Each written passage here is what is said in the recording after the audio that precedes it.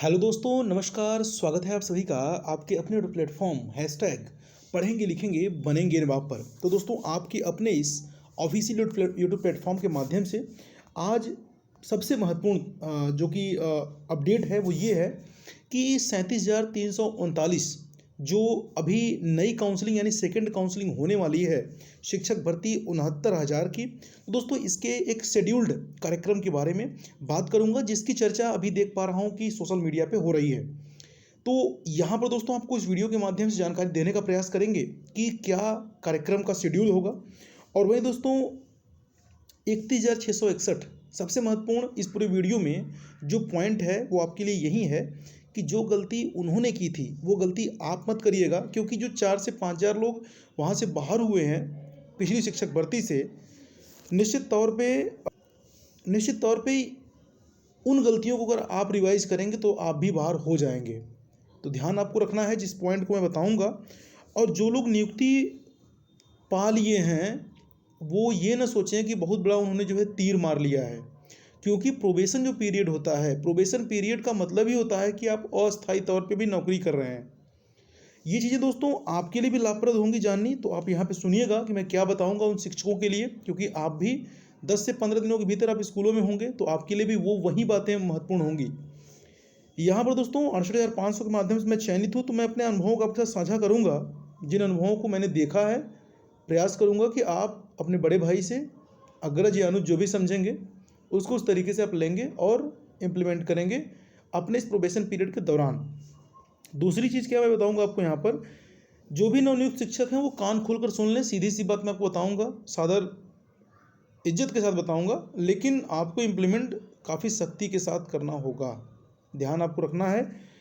तो दोस्तों वीडियो की शुरुआत चलिए क्रमशः जो है नीचे से करते हैं, अपडेट को कवर करते हैं और लास्ट तक जाते हैं 37,339 के कार्यक्रम शेड्यूल्ड काउंसलिंग को लेकर के। तो दोस्तों सबसे बड़ी अपडेट है यहाँ पर काउंसलिंग को लेकर के, वो तो मैं बताऊंगा ही, लेकिन नवनियुक्त जो भी शिक्षक हैं, जो भी बातें समझ में आपको अभी तक जो भी आपके संज्ञान में चीज़ें नहीं होंगी, मैं आपको बता दूं सबसे पहली बात कि आपका जो 1 साल का पीरियड होता है, आप अपने नियुक्ति पत्र पर देखेंगे तो लिखा होगा स्पष्ट रूप से कि इनको 1 साल की परिवीक्षा अवधि पर जो है नौकरी प्रदान की जाती है, जिसमें पे बैंड उनका 4,200 रुपये रहेगा और विभिन्न प्रकार की चीज़ों को लिखा गया होगा। ठीक है। सबसे बड़ी बात यह है कि जो परिवीक्षा अवधि होती है, इसमें आपका जो सुपरविजन होता है, जो जिले का बेसिक शिक्षा अधिकारी होता है, खंड शिक्षा अधिकारी होता है, आप उनके सुपरविजन में 1 साल तक अस्थायी तौर पर नौकरी करते हैं।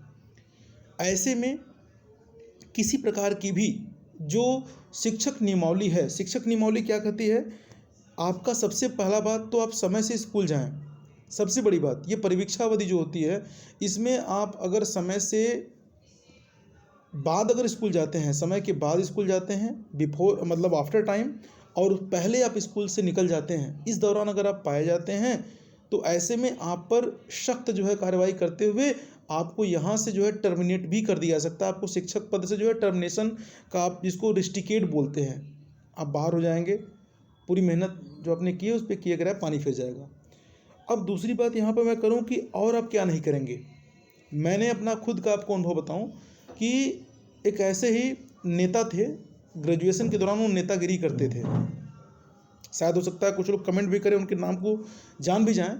68,500 के माध्यम से चयनित हुए थे, लेकिन किया क्या उन्होंने था गलती कि एनपीएस को लेकर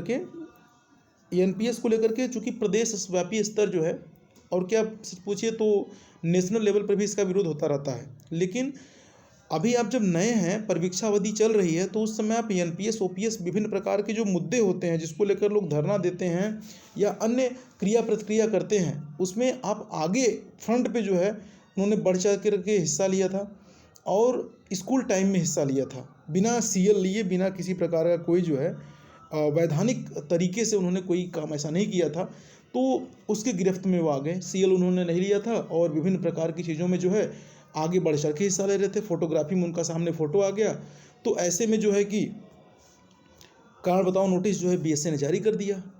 यहाँ तक हालत हो गई कि बहुत कुछ माथापच्ची करने के बाद माफ़ीनामा भी देना पड़ा, उसके बाद विभाग ने उनको पुनः स्वीकार कर लिया, लेकिन इस शर्त के साथ कि आप पुनः ऐसी गलती भविष्य में नहीं करेंगे। 2 चीज़ें हो गई। तीसरी चीज़, किसी प्रकार की बाल जो बच्चों को लेकर के, खास करके बच्चों को ही आप पढ़ाने के लिए वहाँ पे गए हैं, किसी प्रकार का दुर्व्यवहार, चाहे बाल दुर्व्यवहार हो, चाहे आपका आपसी दुर्व्यवहार हो, किसी प्रकार का कोई जो है किसी भी गैर मतलब ऐसी असंगत धाराओं में अगर आपके नाम से FIR दर्ज हो जाता है इस परीक्षा अवधि में, तो वो भी आपके लिए गलत होती है। तो ये सब बातें हैं जो कि आपको यहाँ पे ध्यान रखनी है अगर आप नवनियुक्त शिक्षक हैं तो। ठीक है, मानव संपदा पोर्टल पे आपका नाम अंकित हो गया होगा, तो आपको जो कुछ भी अगर ऐसी गतिविधियाँ करनी जिस दिन आप अपने आप को गैर समर्थ पाते हैं, आप स्कूल से CL ले लीजिए। विभिन्न प्रकार के उसमें छुट्टियाँ आप उनको लेकर यूज़ करें, वो CL इसीलिए होते हैं। ठीक है, दूसरी मैं बात करूँ दोस्तों यहाँ पर कि जो 31,661 वालों ने जो काउंसलिंग इसमें गलती की थी, आखिर में गलती कौन सी की थी?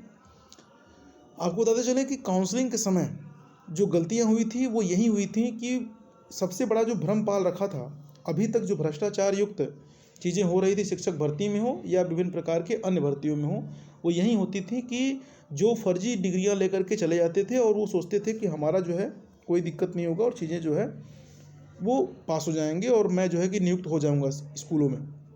ध्यान यहीं से रख लेना है, अगर पकड़े जाएंगे तो आपके ऊपर FIR तो होगा ही, साथ ही साथ आने वाले समय में भी आप जो है कि इस प्रकार की शिक्षक भर्तियों में पार्टिसिपेशन नहीं कर पाएंगे।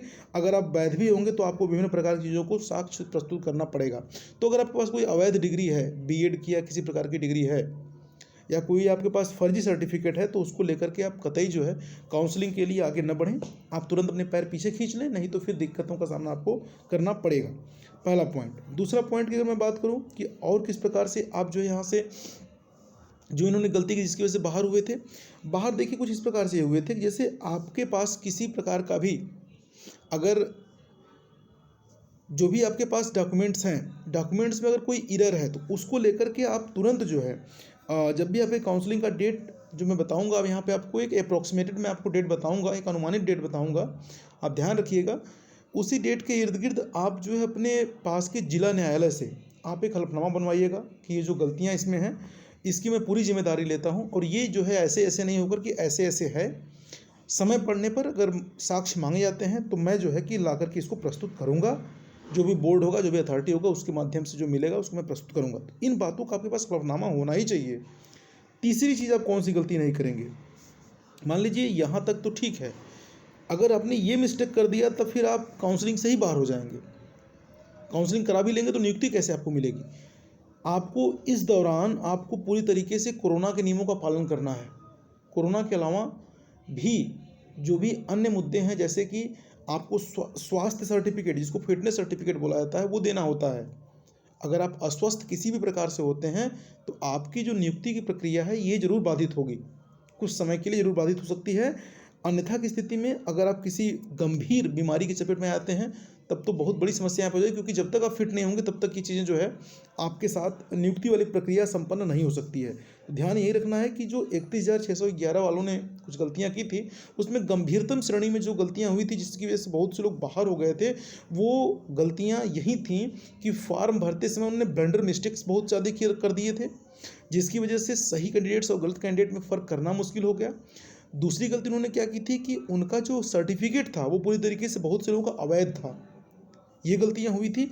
और जो तीसरी गलती हुई थी, कुछ ऐसे भी कैंडिडेट्स पकड़ में आए थे जो कि 68,500 में कार्यरत थे और काम कर रहे थे वहाँ पर, लेकिन बिना जो है कि NOC लिए जो है काउंसलिंग में पार्टिसिपेशन का वो काम कर रहे थे। तो बहुत से ऐसे लोग बाहर हुए।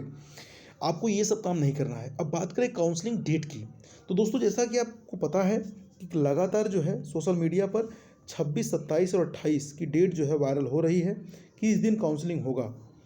आपको बताते चलें कि ये अनऑफिशियल डेट आपको दिखाया जा रहा है। ज़रूर इसमें कुछ सत्यता हो सकती है, लेकिन दोस्तों अभी भी कोई ऑफिशियल जो है नोटिफिकेशन डेट को, काउंसलिंग डेट को लेकर कभी नहीं आया है। ऐसे में जितना ज़रूर है जो कि सरकार की तरफ से सामने निकल कर आया था कि सरकार ने चुनाव आयोग से इस बारे में बात की है, उसको उन्होंने जो है एप्लीकेशन दिया है, चुनाव आयोग को एप्लीकेशन दे रखा है सरकार ने कि हमको जो है एक डेट दिया जाए काउंसलिंग शेड्यूल्ड का और नियुक्ति पत्र वितरित करने का। तो चुनाव आयोग दोस्तों इसके संदर्भ में जल्द ही जो है डेट हाजिर करेगी, जिसका दोस्तों प्रत्यानुमान बार बार लगाया जा रहा है कि दिसंबर के पहले सप्ताह में। तो उम्मीद आप भी कर सकते हैं कि दिसंबर का पहला सप्ताह आपके लिए नियुक्तिदायी होने वाला है, साथ साथ काउंसलिंग को लेकर भी महत्वपूर्ण है।